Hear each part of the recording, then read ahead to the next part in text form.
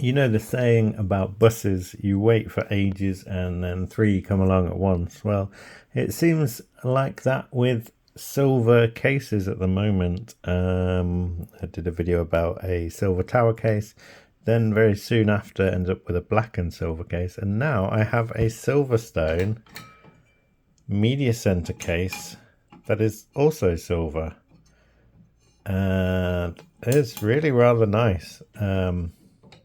It was free on Facebook. I don't know much about it except that it's mostly empty. It did come with a power supply, a real 450 watt power supply. It's got both SATA and Molex and 4-pin power supply, CPU connector. And it's also got a 6-pin graphics connector, but the 12 volt rails aren't so powerful. It does have good 3.3 and 5 volt, and it's also got minus 12 volts, so that kind of helps age this a little bit, but I will need to check that it works properly. It's surprisingly clean, and let's have a look at this case. This is designed to fit under a TV. They're pretty huge. You know, a hi-fi stereo would be about, this size for a CD player. So yeah, they got around the whole silver optical drive issue by hiding it behind this cover. And it's pretty solid, this front. I don't know how this panel is controlled, so I'll have to have a look at that. But yeah, it'd be quite interesting to get this up and running. Could be a useful media center PC. But yeah, let's just have a look inside. On the bottom, it's got these feet that look kind of like the feet you would get on hi-fi equipment. They're all a little bit battered. On the back, we've got two fans and where the power supply goes. And then the top comes off. It's got about 4 screws for this top panel. And then there's a side grill here at the bottom, and then a side grill for another fan on the top or side. Taking all the screws out, so hopefully this just slides backwards.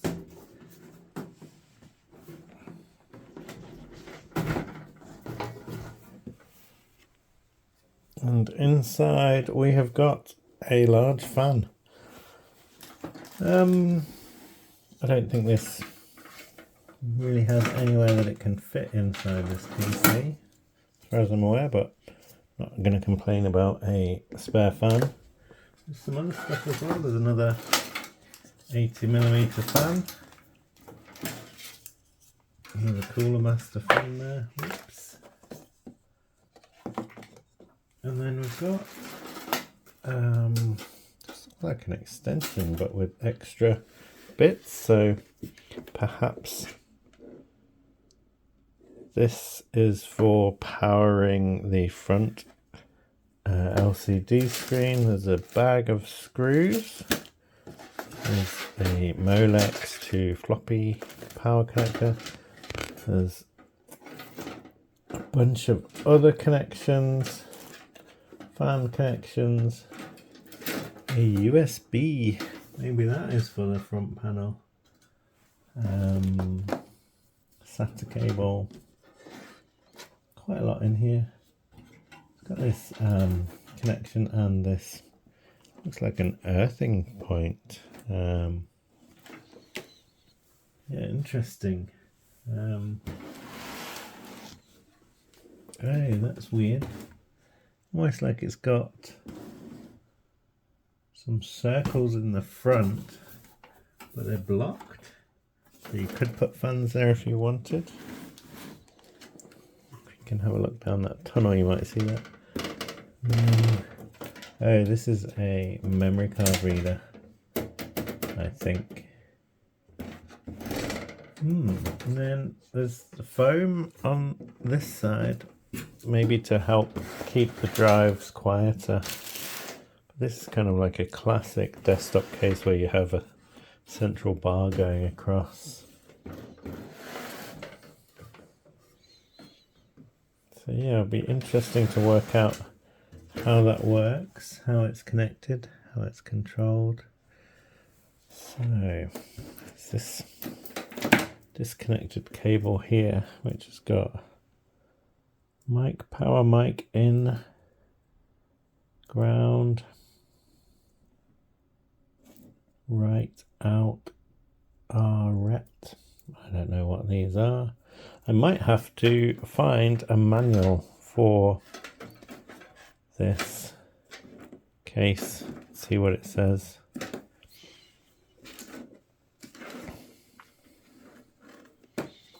See where all these cables are meant to go.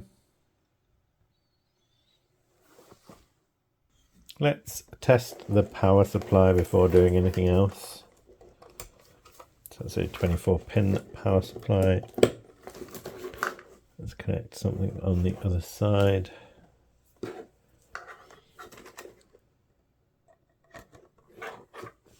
And then we've also got a 6-pin connector as well.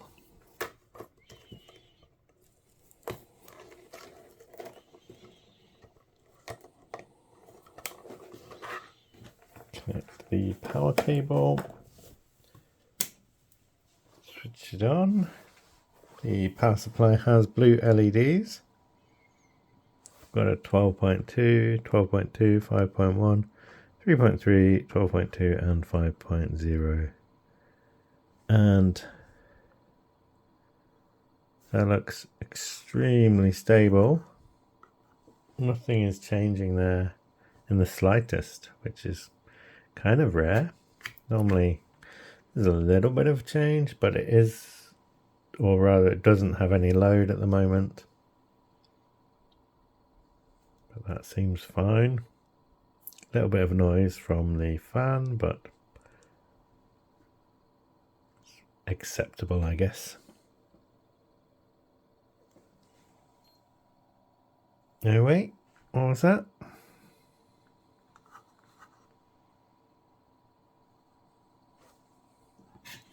Just connect up a drive to a power connector.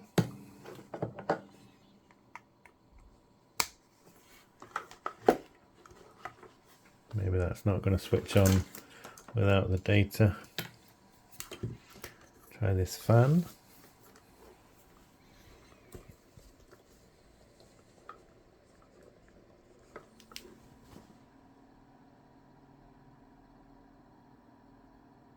There's a little bit of fluctuation there, isn't there?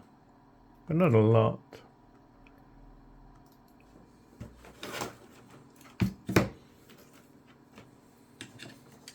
The fan's relatively quiet.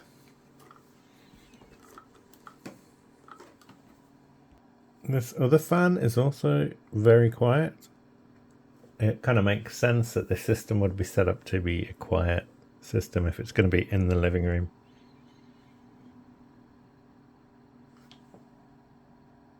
Okay, that's been on for a while now and just seems fine. So the quickest thing is to put in this system or this board and start setting a system up and see how it goes, basically.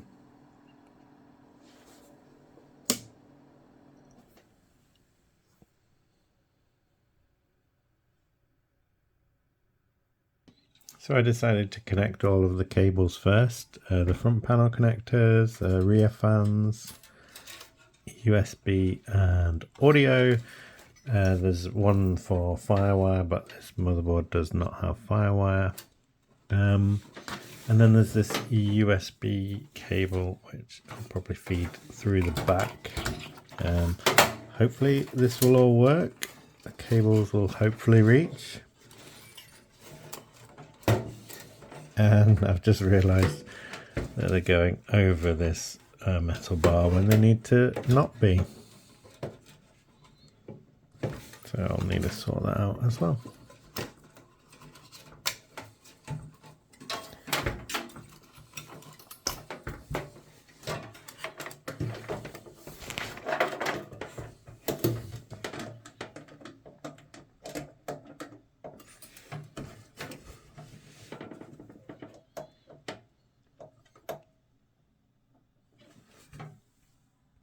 I've connected up a SATA cable.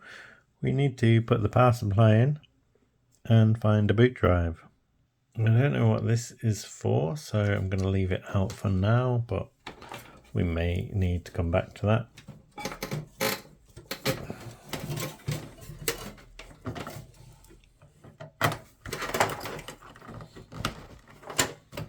And the CPU connector. Also need that, and we need to give the SSD drive some power.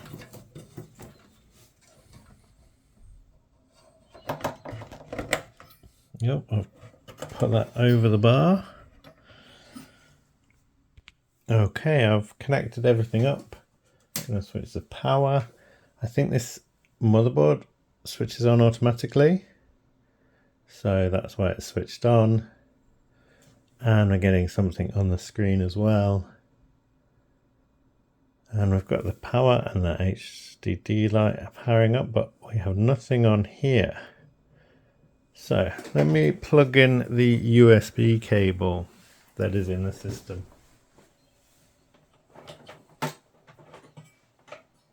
See if that actually does anything.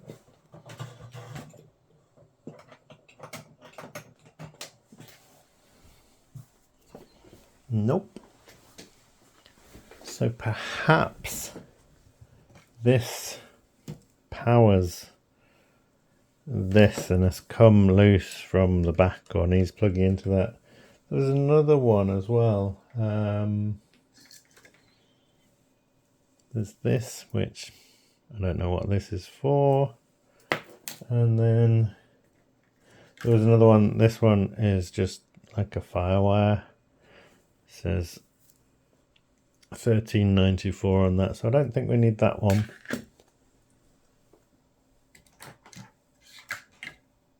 But yeah, maybe there's a cable that's come out of here because nothing is happening here. It's relatively quiet, which is a good thing. So this top bar, there are 3 screws, one at the top, one at the back, and one here somewhere, and then this bracket comes out, and as you can see, this is the drive bay or drive bays. So there's room for 1, 2, 3, 4, 5, 6, maybe more drives in there with kind of foam padding so that there's less vibration. Okay, if we go and have a look in here, this little connection down there is loose, and that looks like this will connect straight into it. So I'm going to have to shut this down, connect this up using this, and we should get power to the front panel.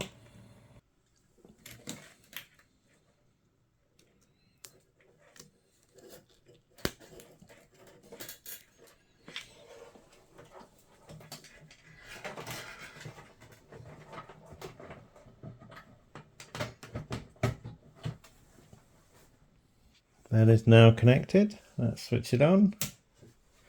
And it's got power. Let's go in for a closer look. It's not got anything on there, but it does have power. So I'm going to have to work out what we use to actually control this. Looks like there's an infrared sensor there. Maybe this came with a remote control originally. So this is the case, GD01MX, silent operation, anti-vibration drive mounts, low noise exhaust fans, 52-in-1 card reader, integrated multi-language capable LCD, includes multimedia software and remote control. So there must be some software available for this.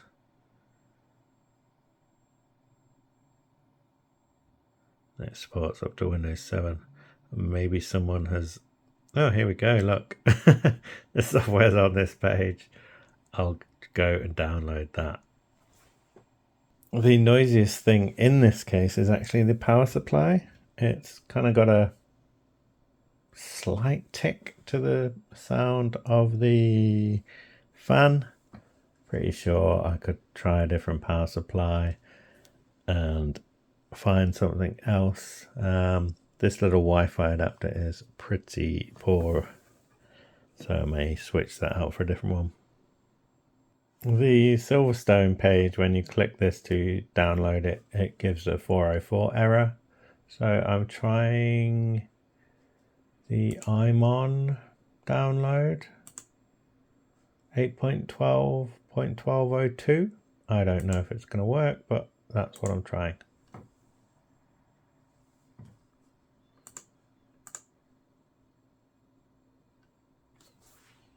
I don't know why sometimes when you connect a computer to a screen, sometimes it's just completely washed out, like it's got the contrast settings completely wrong.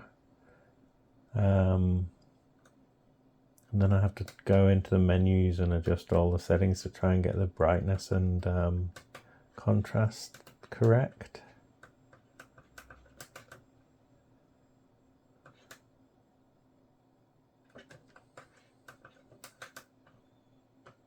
Yeah, it's just completely washed out. Anyway, let's see if I can do something with this. Running setup now.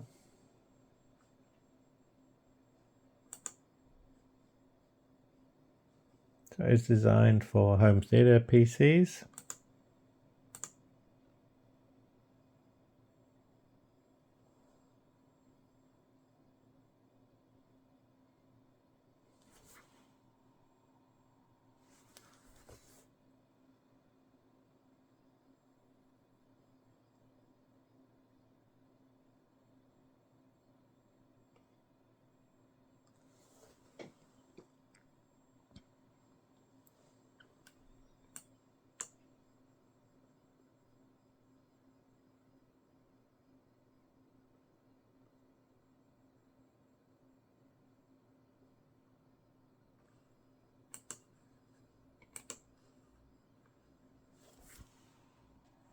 Okay, is it going to auto run, or do I double click it and see if anything happens?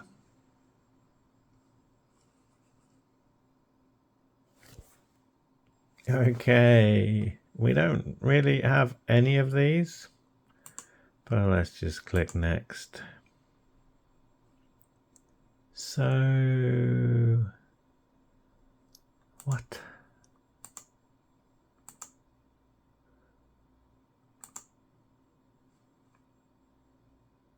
I don't think that's done anything useful. Oh wait, it has. We've got something on the screen. It's telling us some information about the processor. Can I change any of these settings?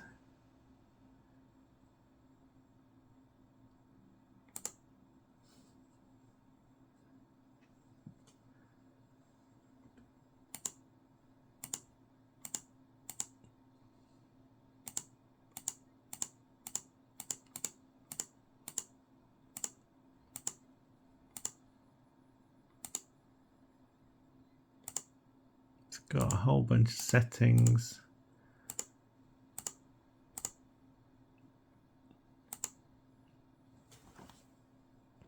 So we've got a whole bunch of settings for the front view.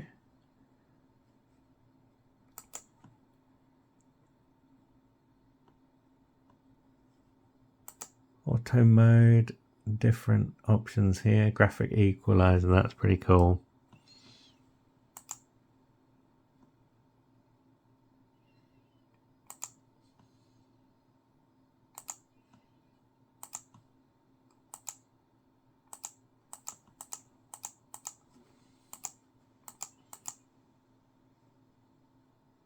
Don't really need network information.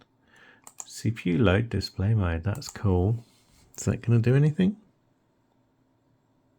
Doesn't seem to have done anything.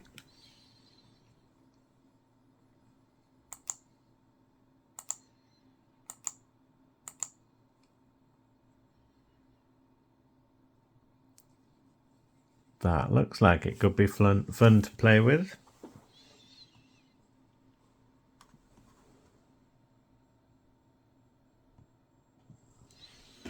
So it's working. That's kind of cool. If only I could show you the screen and the display at the same time. I've got some music playing. The speakers aren't plugged in, and if you adjust the volume, it does this, which is quite neat. But I think there's meant to be a graphic equalizer, but I can't seem to get that to appear. Maybe apply that. Nope. I don't know what's going on really, but yeah. I can't get the graphic equalizer to display.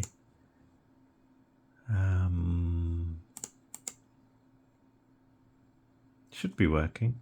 I've ticked the box. There's music playing in a supported application. So who knows? But it is telling me my CPU usage. And we'll cycle through different things. Maybe if I had the remote control, I could control this better. I don't know. But it is kind of neat. I kind of need some kind of media center operating system or media center software on this PC now. I don't think I really want to go back to, you know, Windows XP Media Center, but it could be interesting to see what a modern version is.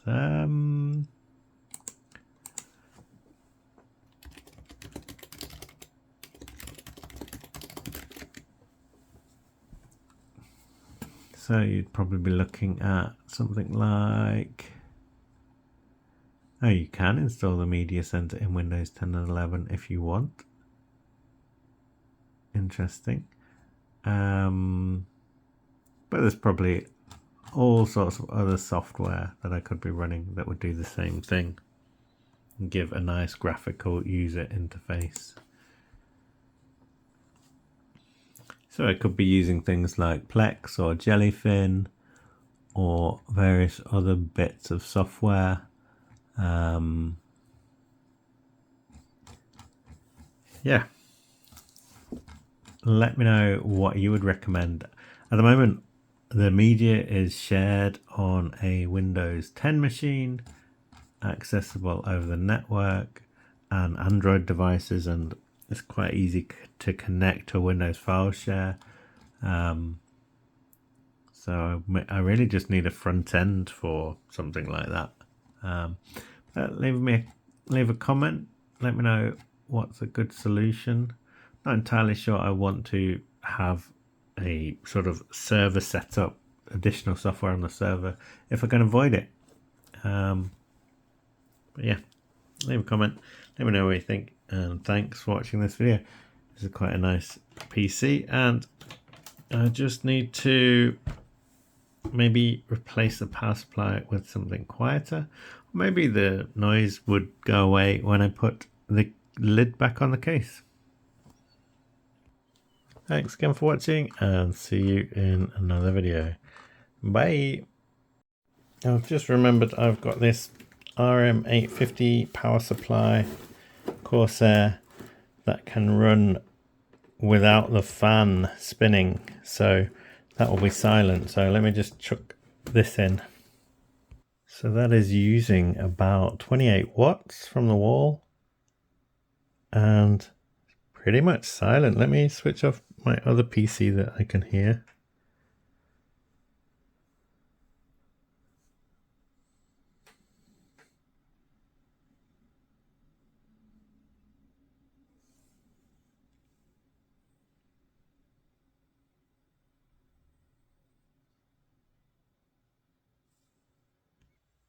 Okay, the other PC is off. I think I can hear one of these fans ever so slightly. but it is so quiet.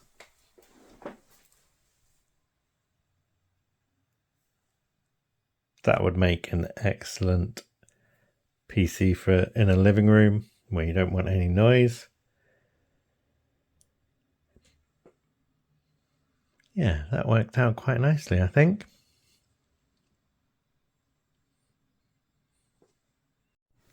So this system is up and running, but this is a system from a bygone era when PCs had to be big because you needed a large motherboard, you needed lots of hard drives for storage, and they were this size, and so you would build this and put it in your living room so you could watch all sorts of media. But nowadays you have smart TVs or Google Chromecast or Amazon Fire Sticks, and they're just basically mini PCs, mini media centers. Or if you want to, you could just use a silent mini PC like this one with 2 HDMI outs and network and all the different connections, and this would do the same job as this PC pretty much, obviously without the support for media and optical drives and things. But these days these old PCs aren't really kind of necessary anymore. It's the world has changed. You've got smart TVs that have built-in Android and can connect to file shares. So yeah, this is a really nice little system. Well, it's not little, it's a really nice system, but it is in no way little, and in fact it's huge. It's a big, same size as a tower PC, bigger than like micro ITX towers. And these days you can make a much smaller system. So yeah, let me know what you think in the comments. Is there still a place for this kind of system, or is it all just a nostalgic trip down memory lane?